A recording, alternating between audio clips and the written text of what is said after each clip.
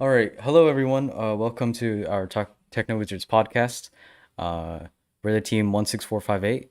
I'm Justin, and TechnoWizards, would you like to introduce yourselves?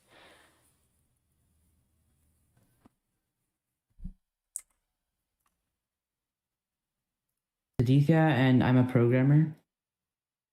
And today we have TechnicBots. Would you guys like to introduce yourselves? So I'm Byron, and I am a programmer. So I'm Anthony. I'm a rising junior, and I'm also a programmer. Yeah, and today they're actually going to be talking about programming. So let's start off with the question of what do you use to program for FTC?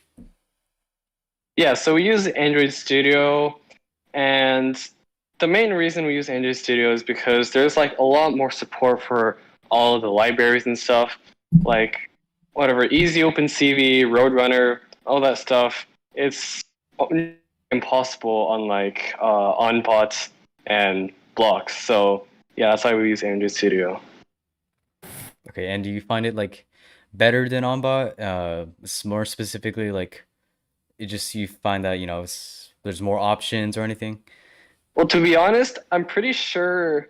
I don't exactly know when OnBot was created, but I feel like we started FTC before OnBot was created.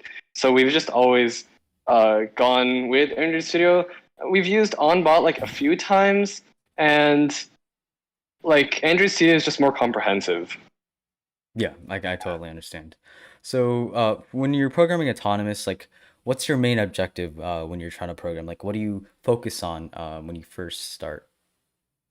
So for autonomous, our main objective is definitely consistency.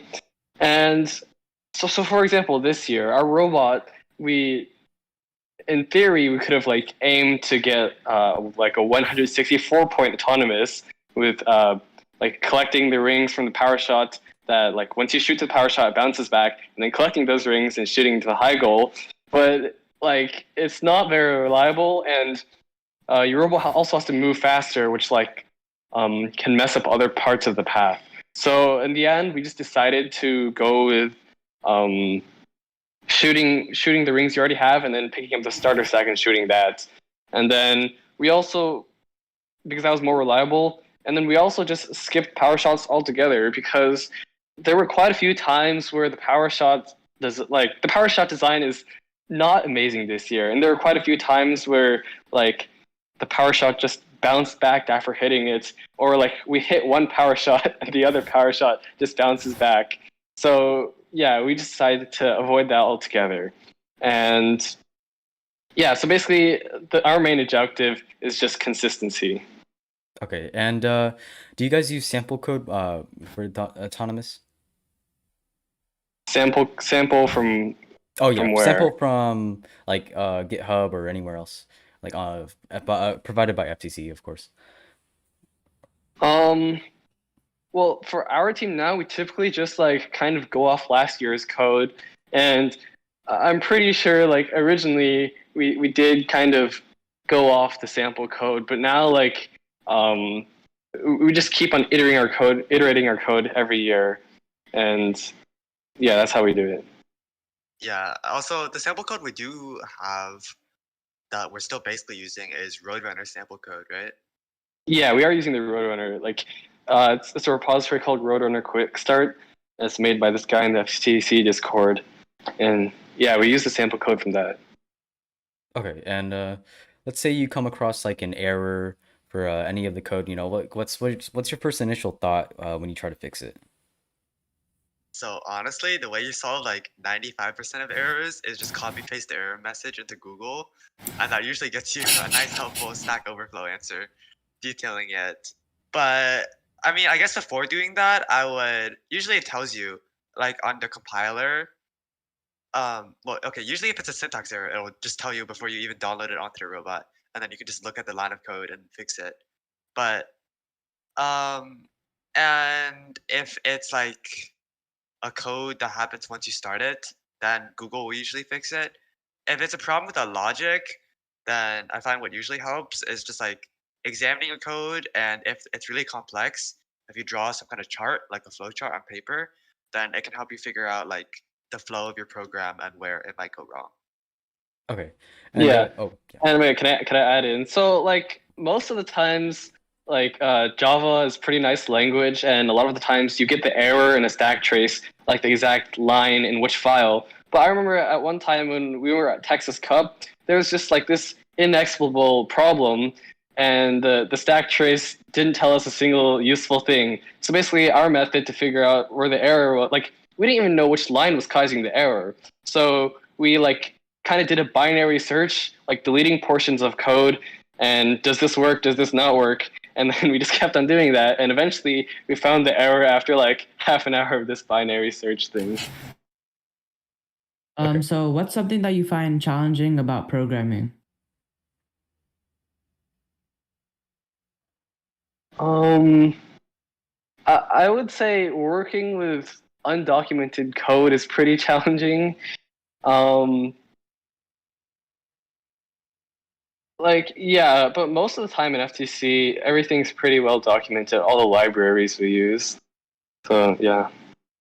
Okay. Yeah, usually in And FTC then, everything's pretty straightforward. Sometimes we have do you, Oh, sorry, you can go. oh, sorry, it's fine. Do you find anything unique about your autonomous or your teleop codes, like you were talking about earlier, how you try to focus on your consistency in your code? Do you have anything specific that you do in your code that's unique to increase the consistency? Or like sensors on your robot? It's less about like what exactly your code is and more about the process you get to.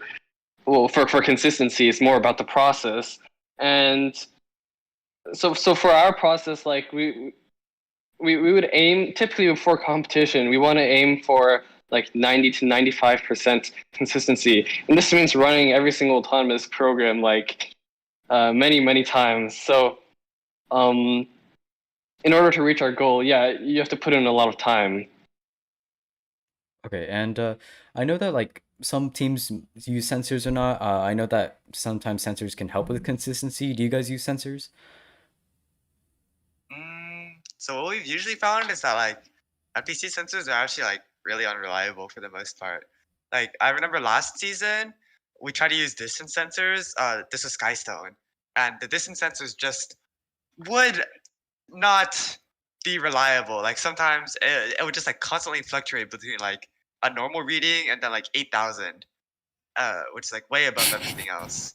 So I think usually if you can find like a decent sensor, I think we had some success with the touch sensor, but the more complex the sensor is, like the more likely it is to fail. And so, yeah, we usually don't Okay. use a lot. And then, of course, you also, I guess you have to mention like odometry, because like the wheel encoder are sensors. And yeah, odometry, we've spent a lot of time making that consistent. It's still not perfect.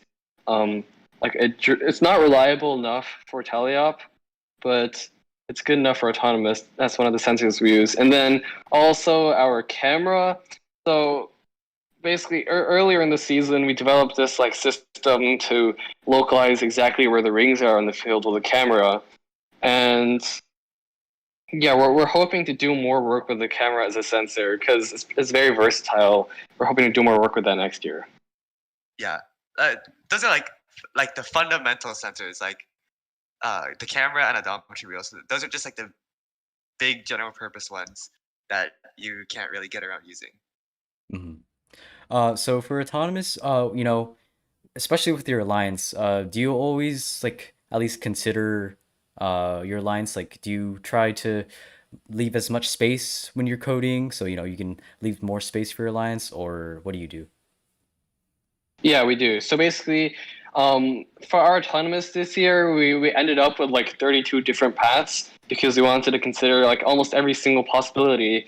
And doing this was really helpful because when we went to Texas Cup, instead of having to spend like an hour trying to make a new autonomous, or several hours, whatever, we only had to spend like 15 minutes or half an hour in order together with our team to get like a full autonomous.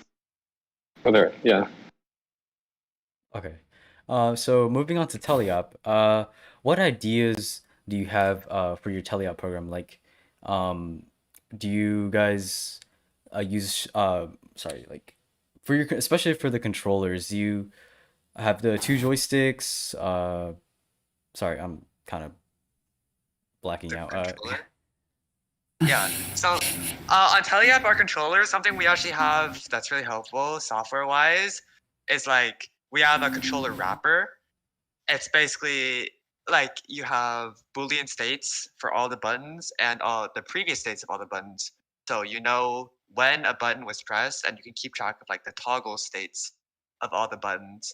So we've had that like since forever and it's like I've basically taken it for granted, but it's something that a lot of teams don't have and it's very helpful. Like you can set things to toggle with buttons really easily, and a lot of times buttons, because like they loop so many times, if you press the button Y, it actually like triggers whatever is it triggers the button Y a lot of times, and you can get around that by only running something if the previous state was false and now the current state is true. Just to clarify for Byron, so like the gamepad, whenever you press down, it's true, and whenever the button is not pressed, it's false. But let's say if your loop is running like 50 times a second, when you hold the button down, it's gonna register as true twice, and that's gonna screw up some things in your code. Okay, and do you make sure like your robot can go sideways or diagonally, or in basically free form in any way possible? Yeah, with mechanism wheels, yeah. Yeah, just a standard mechanism drive. You can move in any direction and turn. Yeah. Okay, and do you guys like use two controllers, or have a one man job or anything? Usually we just default to one controller, but actually this season we moved to two controllers, and because there were like a lot of things for the driver to do, we ended up having a robot because the driver had to like focus on moving and shooting, and then he also had to do a lot of other stuff like the wobble goal. So we decided it was easier, like it was hard on like one person to keep all that in mind. So we moved to a second controller for like a lot of the more hard to remember stuff. Well, I think mainly we just delegated shooting, like the timing of when you start the shooter, to our second driver. Yeah. So we had the first driver just focus on like the high level stuff, like moving and shooting, and then the second driver just focused on like actually turning on the shooter wheel and flicking and all that stuff. Okay. So, how does your team come up with like ideas for your teleop program? Like, does the driver like figure out like what they want to add to the controller? Yeah, usually it's pretty straightforward for teleop. For autonomous, it's harder, but for teleop, it's just like if you have an arm, then you want to lower the arm and raise the arm. And if you have a shooter, usually this like last year we had a shooter that's just a flywheel. So all you have to do is turn the flywheel, and then we make these algorithms more sophisticated as like the need comes by. Like we have last season, you had the flywheel that slowed down whenever the rings shot out, so you couldn't shoot 3 rings in all at once. You have to wait a little before you shot each one out. Well, I think the most complex part in teleop is the automation we use in teleop. So, like, because teleop is a constant loop, we use these things called state machines. A series of actions within this teleop loop, and but I think ultimately for like how we come up with the ideas, it's down to like how the driver wants it, and then our automation, whatever, is all just to assist the driver. All right. Anyone else? TechnoWizards, you guys have anything else to say? All right. Well, I think that's. Is there anything else you really find unique about your code that you haven't mentioned yet? Yeah, I briefly touched on this earlier, but basically this year, or earlier in the season, we created this thing I mentioned where use the camera, figure out where the rings are. So basically once you know where the rings are, this allowed us to create a completely automated teleop, and then it actually wasn't that complicated. We just used OpenCV, and that allowed us to like manipulate the image and find like the pixel coordinates and whatever. And then once you add that to your robot relative position, you can figure out the exact position of the ring. So we're thinking about like open sourcing this in the future, and maybe pursuing this automation more. So it would be really interesting if we could have more robots able to navigate dynamic environments. Yeah. Okay, so you didn't use like I think I know a lot of teams use TensorFlow to detect the height of the stack of the rings last season. So you guys didn't use that, or along the did you guys use Yeah, so something basically similar to it? the problem with TensorFlow is the models aren't really well trained.